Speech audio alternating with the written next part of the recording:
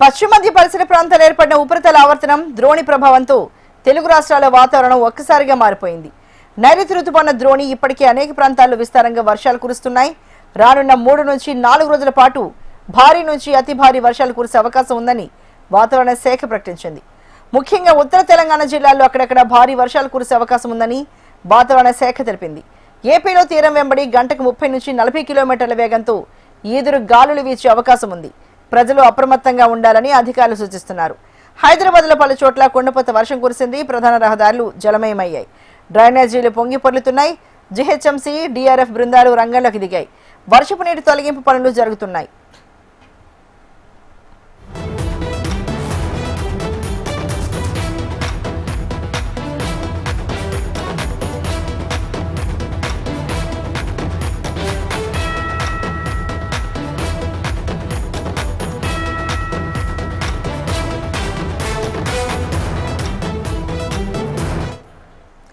పశ్చిమ మధ్య పరిసర ప్రాంతాల్లో ఏర్పడిన ఉపరితల ఆవర్తనం ద్రోణి ప్రభావంతో తెలుగు రాష్ట్రాల్లో వాతావరణం ఒక్కసారిగా మారిపోయింది. మరి ఇదే ఇష్యూకు సంబంధించి మరింత తాజా సమాచారాన్ని మా ప్రతినిధి అనురాధ అందిస్తారు. అనురాధ, మరి ఈ ప్రభావం వల్ల అటు ఆంధ్రప్రదేశ్లో కావచ్చు, ఇటు తెలంగాణలో కావచ్చు ఎలాంటి వర్షపాతం ఉండే అవకాశం ఉందని వాతావరణ శాఖ అధికారులు చెప్తున్నారు. అనురాధ, అర్చన, ప్రస్తుతం పశ్చిమ మధ్య బంగాళాఖాతంలో ఉపరితల ఆవర్తనం కొనసాగుతుంది. అలాగే దక్షిణ కోస్తా ఆంధ్ర మీద కూడా ఒక ద్రోణి ఏర్పడే పరిస్థితి అయితే ఉంది.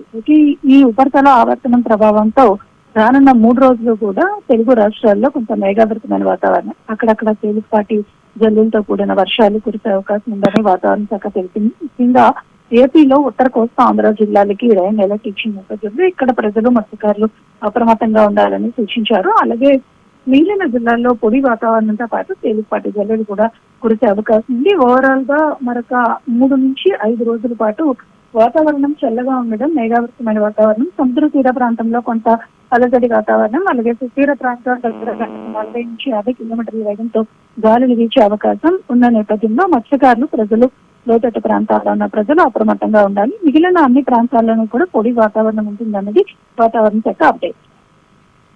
Right, thank you so much Anuradha.